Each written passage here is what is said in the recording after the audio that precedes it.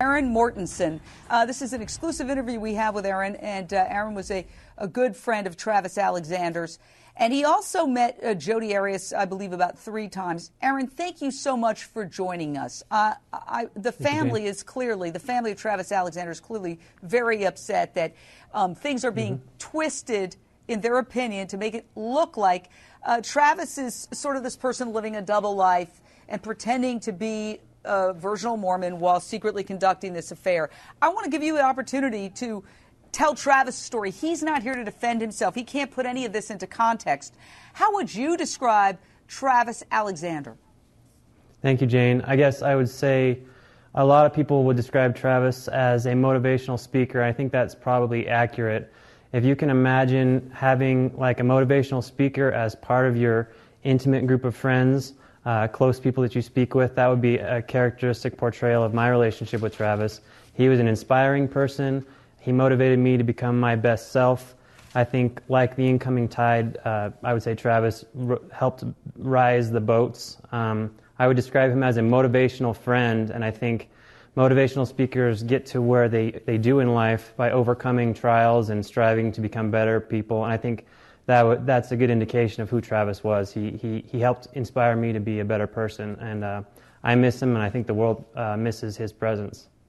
And what about this description by the defense that he was living this double life and that he was they are really trying to paint, and please don't blame the messenger, this is all in open court, they're trying to paint a picture of somebody who wanted very kinky sex with Jodi while presenting to the world as somebody who was maintaining abstinence until marriage. And I want to give, again, he's not here to tell his side, so I want you to speak as much as you can for his values vis-a-vis dating and relationships.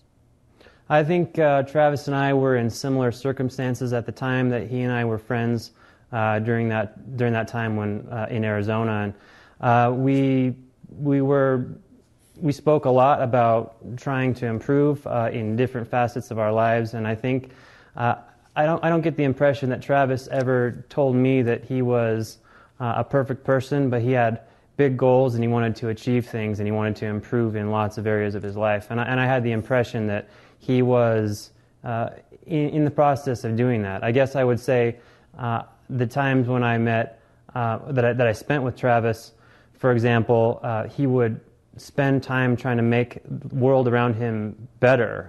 There was an example for one instance where I invited Travis out to a restaurant with some friends, and Travis showed up not knowing everybody. He excused himself and went to the restroom. I watched him as he didn't go to the restroom and went and found the waiter and pulled out his wallet. And the waiter came up later and said, "You guys are free to go." Everyone didn't know what happened. And I later thanked Travis for picking up the tab for all these people he didn't know. And he said he was disappointed that I even noticed because he was such an anonymous giver. And he said, "Pay it forward." You know, he wanted the world to be a better place by his influence.